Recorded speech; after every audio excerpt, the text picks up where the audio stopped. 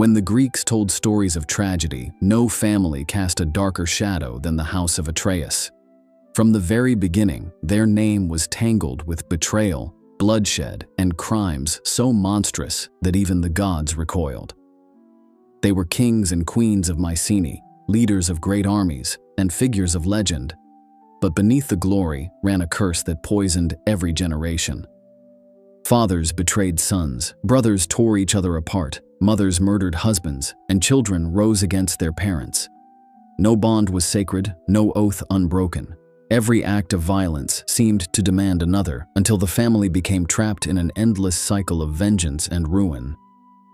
The Greeks would come to remember them not just as rulers, but as the most tragic family in myth, forever marked by hubris, cannibalistic feasts, and the haunting sense that no matter what they did, blood always called for more blood. This is the story of the House of Atreus, the most tragic family in Greek mythology. Every curse has an origin, and for the House of Atreus it begins with a man who had everything and threw it all away. His name was Tantalus, a mortal king of Lydia, though in some traditions he was said to be the son of Zeus himself. Because of this divine connection, the gods showed him unusual favor. He was invited to Olympus, allowed to sit at their tables, drink their nectar, and taste the ambrosia that only immortals were meant to enjoy. Few mortals in all of myth were given such an honor. But where another man might have felt humbled, Tantalus let arrogance consume him. It wasn't enough to sit among the gods. He wanted to test them, even mock them. And so he devised one of the most gruesome tests ever imagined. At a banquet in his own halls, Tantalus slaughtered his son Pelops, cut the boy into pieces, and prepared him as a meal. Then he invited the gods to dine, placing this unholy dish before them. His intent, the stories say, was to see whether the gods truly were as wise and all-knowing as mortals believed. Would they recognize the horror set before them? Or would they eat as though nothing were wrong? The gods recoiled in disgust. One by one they saw through the trick. Only Demeter, distracted by grief over the loss of her daughter Persephone, absent-mindedly ate a single bite, a portion of Pelops' shoulder. When she realized what she had done, even she turned away, horrified.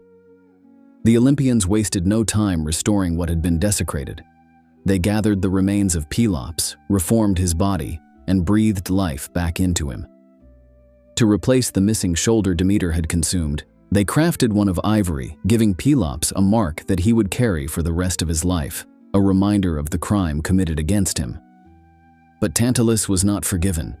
For betraying the gods' trust and for violating the sacred bond between father and child, he was struck down into Tartarus, the pit beneath the underworld where only the greatest sinners were cast.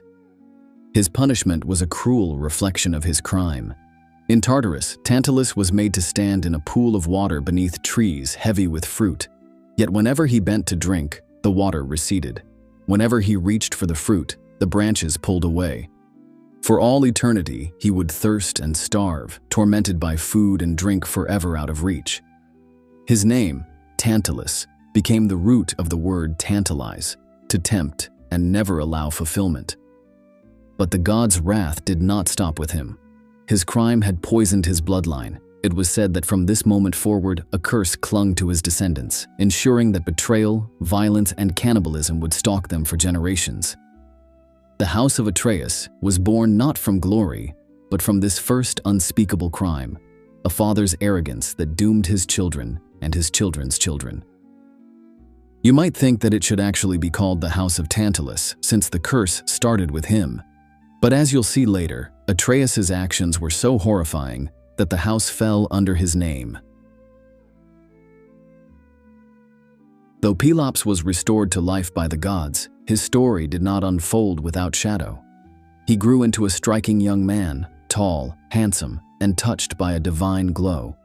Some say Poseidon himself favored him, whisking him away for a time to serve as his cupbearer, granting him gifts and a kind of charm that few mortals could rival. Pelops returned to the mortal world with this aura of destiny around him, as though greatness were waiting just out of reach.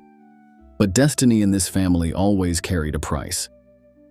When Pelops came of age, he sought to win the hand of Hippodamia, the daughter of King Oenomaus of Pisa. Yet Oenomaus was no ordinary father guarding his daughter's marriage. He was a tyrant obsessed with a prophecy. The oracle had warned him that his death would come at the hands of his son-in-law. Terrified of this fate, Oenomaus devised a cruel way to ward off all suitors. Any man who wished to marry Hippodamia had to challenge him in a chariot race. If the suitor won, he earned her hand. If he lost, he would be killed. The king's chariot was unlike any other, drawn by horses said to have been a gift from Ares, swift as the wind and untiring. Suitor after suitor accepted the challenge, and one by one they died, their heads mounted on spikes around the palace as a warning. By the time Pelops arrived, a dozen or more had perished, yet he refused to back down. Pelops knew he could not win by strength alone. He approached Myrtilus, Oenomaus's trusted charioteer, and struck a secret bargain. Myrtilus, who was said to be a son of Hermes, was skilled beyond measure in handling horses and wheels. In exchange for a promise that Pelops would reward him, sometimes said with wealth, sometimes even with Hippodamia herself, Myrtilus agreed to sabotage the king's chariot. The day of the race came.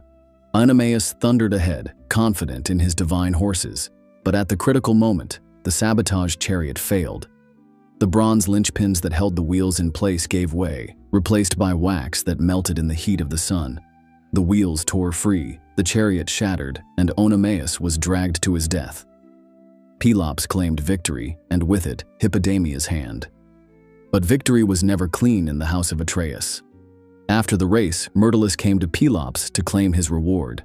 Depending on the version, he either demanded Hippodamia as his prize or tried to force himself upon her. Outraged, Pelops betrayed the man who had secured his triumph. He seized Myrtilus and hurled him into the sea. As he fell, Myrtilus cursed Pelops and his descendants. It was the second great curse on the family.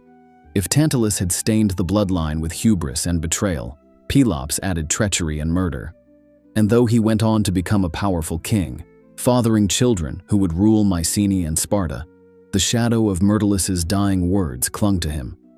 His descendants would be born into rivalry, deception, and bloodshed, just as the curse decreed. In Greek thought, this was the very essence of miasma, a spiritual pollution that could not be washed away. And so, the tragic destiny of the House of Atreus marched on, carried now by Pelops's sons, Atreus and Thyestes, brothers whose hatred would bring the curse to its most horrifying heights. From Pelops and Hippodamia came two sons, Atreus and Thyestes. Born into privilege, raised in a kingdom born of betrayal, the brothers should have inherited strength and unity. Instead, they inherited curses. And as often happens in the tales of doomed families, envy and ambition turned brother against brother. When Pelops died, the question of succession tore the family apart. Both Atreus and Thyestes sought the throne of Mycenae, and the struggle was bitter from the start. But their rivalry was not only political, it became deeply personal. Thyestes seduced Arope, the wife of Atreus, and with her help plotted to steal the throne. At first, it seemed to work. Arope betrayed Atreus by giving Thyestes a golden lamb, a sacred token that symbolized kingship. Possessing it, Thyestes declared himself ruler. Yet the gods, it seemed, favored Atreus for the moment. Zeus himself sent Hermes to restore Atreus's claim. With divine backing, Atreus reclaimed his throne and drove Thyestes into exile. But Atreus was not content with victory. Betrayed by his brother and his own wife, he burned for revenge, and in his fury, he devised a punishment so grotesque it would stain their family name forever. Feigning reconciliation, Atreus invited Thyestes and his sons back to Mycenae. He welcomed them with smiles and open arms, promising peace at last. Thyestes, weary of wandering and perhaps desperate for stability, accepted the offer. A grand feast was prepared. Wine flowed, laughter rang through the halls, and Thyestes ate heartily of the rich meat placed before him. Only after the feast did Atreus reveal the truth. The meal Thyestes had devoured was no ordinary meat, it was his own children, Atreus had slaughtered his nephews, cooked their flesh, and served them to their unsuspecting father. When Atreus revealed the severed heads and hands, Thyestes was struck with horror. So deep it is said his scream echoed through the palace like thunder. It was an act of vengeance beyond reason, beyond forgiveness. A brother betrayed his brother in the most intimate, cruel way imaginable, not by killing him, but by forcing him to consume his own bloodline. Even the gods were horrified, and yet, this atrocity only deepened the curse. For Thyestes fled into the night, broken but not destroyed, and in his heart he carried a new hunger, revenge that would one day match